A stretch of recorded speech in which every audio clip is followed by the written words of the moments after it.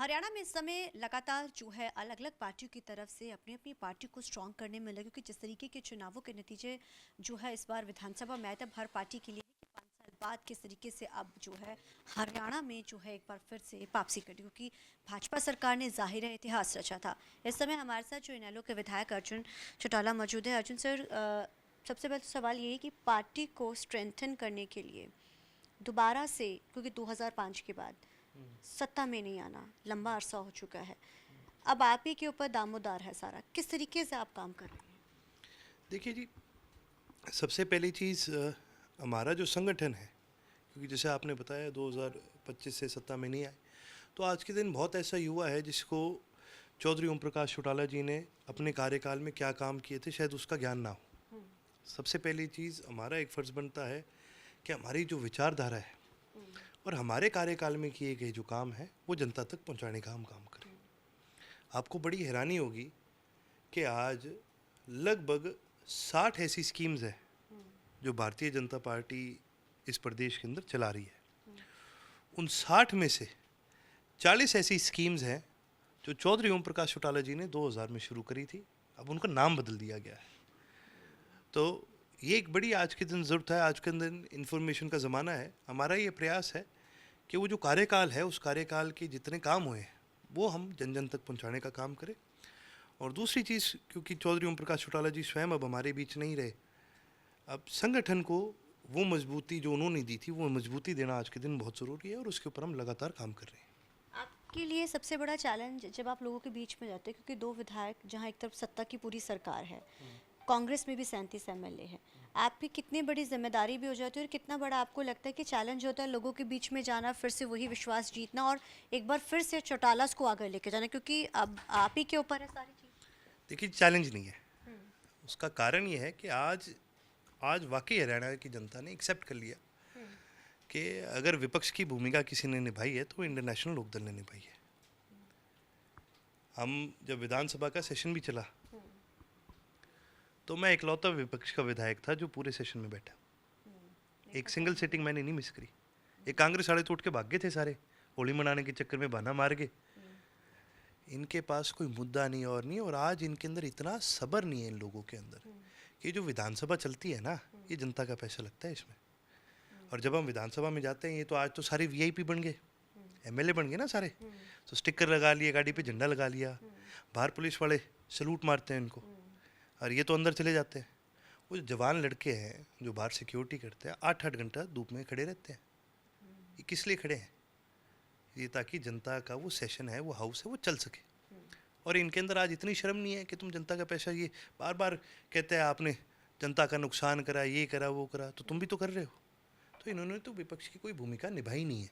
आपने विपक्ष की भूमिका का जिक्र किया। इस बार जो कॉल टेंशन्स भी लगी थी, बहुत सारे, जो कांग्रेस की तो नहीं हुई, लेकिन जैसे आपने किया कि वो छोटी छोटी बातों को लेकर ये उठकर आ जाते हैं, आपस की गुटबाजी, एलओपी ना होना, किस तरीके से देखते हैं कांग्रेस को? मैं आपको सेशन तक खत्म हो गया, दो बातें फिर भी बताता हूँ। LOP नहीं। हमने कॉलिंग अटेंशन लगाई, मैंने लगाई, आदित्य जी ने लगाई। हमने किन मुद्दों पे लगाई मैं आपको बताना चाहूँगा। हमने नशे के ऊपर लगाई, हमने प्राइवेट स्कूल्स के अंदर जो फीस बढ़ाई जा रही है उस पर लगाई, हमने लॉ एंड ऑर्डर पर लगाई, हमने पीने के पानी की व्यवस्था पर लगाई। हमने अहम मुद्दे जो हैं, गंभीर मुद्दे हैं, उनके ऊपर लगाने का काम करा। इन्होंने पता है किस चीज़ पे कॉलिंग अटेंशन लगाई? एक आपको बताना चाहूँगा कि जी जो पोस्टर दीवारों पे लगते हैं इन पे फाइन लगा दो। भाई तुम्हारा काम है ये, म्यूनसिपल कॉरपोरेशन बनती है शहरों की, वो अपने आप देखिए कि उन्होंने क्या करना है। आप स्टेट की गवर्नमेंट चलाने की बात कर रहे हो और आपको पूरे स्टेट में क्या कोई मुद्दा नहीं मिला? HK का मुद्दा हुआ तो हमने उठाने का काम करा, बेरोजगारी का मुद्दा हुआ तो हमने उठाने का काम करा। फिर तुमने करा क्या है? ये जो बात करते हैं अपने आप को अपोजिशन कहने की, इन्होंने करा क्या आज तक जनता का? और इससे ज़्यादा निकम्मापन क्या देख सकते हैं कि एक प्रदेश के अंदर, और आप तो मीडिया के साथ ही हैं, जब ये चुनाव हो रहे थे तो सारे प्रदेश को लगा था कि भी कांग्रेस सत्ता बनाएगी। आपको भी लगा होगा, हमें भी बहुत लोगों ने बोला, हमें भी लगा एक बार यार हाँ कांग्रेस बना सकती है सत्ता। फिर बातें चलने लगी कांग्रेस तो 60 पार करेगी, फिर बातें चलने लगी कांग्रेस तो 70 पार करेगी। ठीक है, एक आधा कोई ऐसा भी होता था बीच में, कहते 87 वाला हम रिकॉर्ड भी तोड़ देंगे। मैं क्या फिर वो 3 भी क्यों छोड़ रहे हो, तुम 90 की 90 ले लो।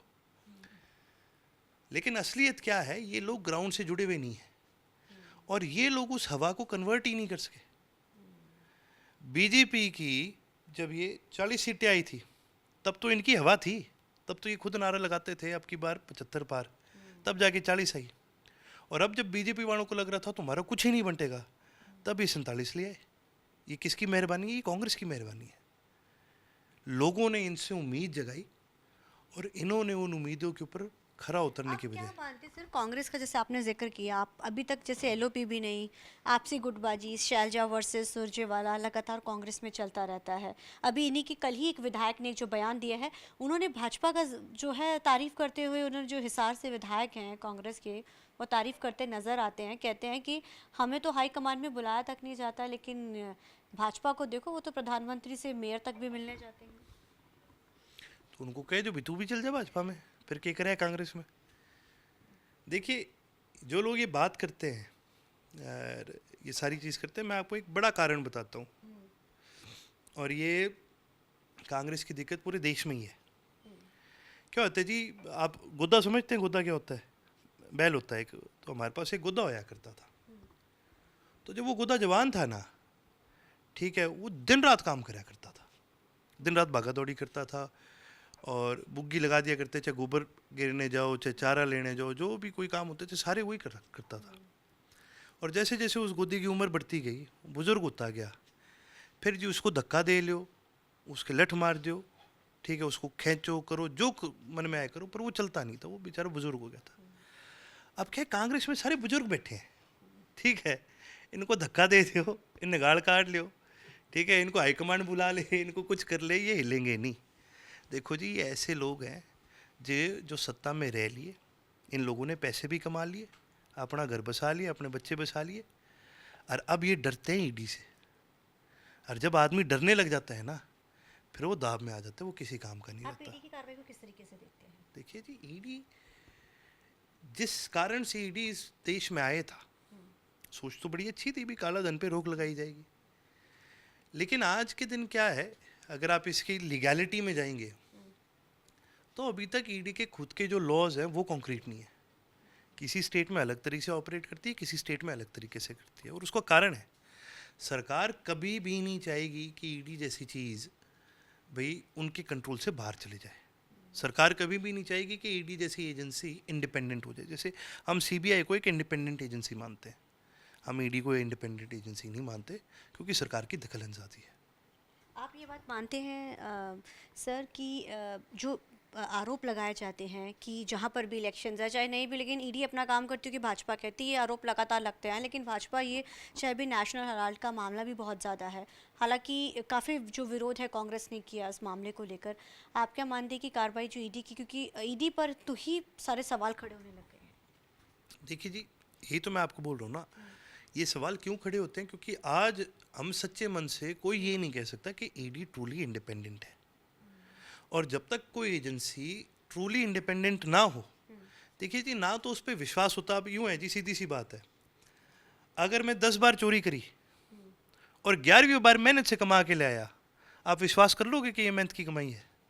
नहीं ना। तो ये ईडी है। फिर जब 10 लोगों को फर्जी ठोक दिया अंदर, तो हम कैसे मान लेंगे कि भी 11वां सही ठोका इन्होंने अंदर? ठीक है, यहाँ फ़र्क आता है। आप ये देखिए, बहुत सारे ऐसे केसेस हैं, और उनमें से एक प्रमाणित केस चौधरी ओम प्रकाश चौटाला जी का भी है। आज एक तरफ तो पूरा देश इस बात को कहता है भी सिद्धांतों के मामलों में उनसे ऊपर कोई नहीं था, अपनी बात के पक्के, अपने सिद्धांतों के पक्के। लेकिन ये ईडी का ही है, जो एक सरकारी एजेंसी है, जो सरकार के प्रेशर में आके जिन्होंने उनके ऊपर प्रेशर दबाने की कोशिश भी करी। फ़र्क सिर्फ इतना है कि जहाँ बहुत सारे नेता दब जाते हैं और फिर अपने ही संगठन को खोखला कर देते हैं बचने के लिए, जैसे कि कांग्रेस ने हरियाणा में करा। अब हुड्डा साहब की रेड पड़ गई थी चुनाव से पहले, तो फिर सोचा भी क्या करें, तो बीजेपी वाला ने बोला तुम अपने सिटिंग को दे दो सबको टिकट। उसने भी अपनी सिटिंग को दे दी टिकट, बेड़ा गर्क कर दिया ना कांग्रेस का। इसी प्रकार से चौधरी ओम प्रकाश चौटाला जी पर बहुत बहुत दबाव बनाए, चौटाला साहब कभी झुके नहीं। तो आपका भी काम अब जो है पूरे 5 साल राज्य के लिए रहेगा और पार्टी को स्ट्रेंथन करने के लिए रहेगा? मेरी जी प्राथमिकता हमेशा, पहली प्राथमिकता हमेशा जनता के प्रति रही है, दूसरी प्राथमिकता संगठन के प्रति रही है। संगठन के लिए हम काम करते हैं। हम संगठन के लिए काम इसलिए करते हैं क्योंकि हम एक विचारधारा में विश्वास रखते हैं। युवाओं को इस बार मौका दिया जाएगा जब 5 साल बाद चुनाव, हालांकि लंबा अरसा है, हमने लेकिन काम तो भी शुरू करना पड़ता इस प्रीवियस इलेक्शन में भी हमने युवाओं को ही ज़्यादा मौका दिया था और आगे भी हम युवाओं को ही मौका देने का काम कर रहे हैं। हाँ, thank you so much sir, thank you. तो ये थे हमारे साथ बात करने के लिए अर्जुन चौटाला। कैमरामैन अलजिंदर के साथ चंडीगढ़ से TV9 के लिए अमनप्रीत कौर।